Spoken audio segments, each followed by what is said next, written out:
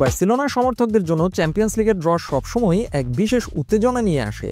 এবারে লিগ পর্বের ড্রয়ে ব্লগরানারা কিছু কঠিন প্রতিপক্ষের মুখোমুখি হতে চলেছে।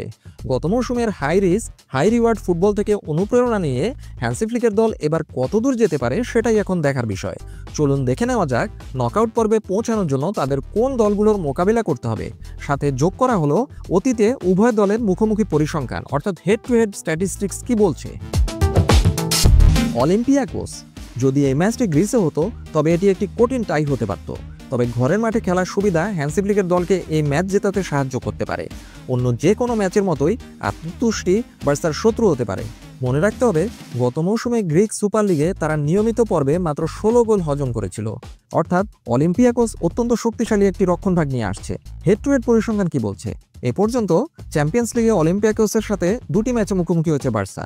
এর মধ্যে বার্সেলোনা জিতেছে 1টি ম্যাচ আর অন্য 1টি ম্যাচ ড্র হয়েছে।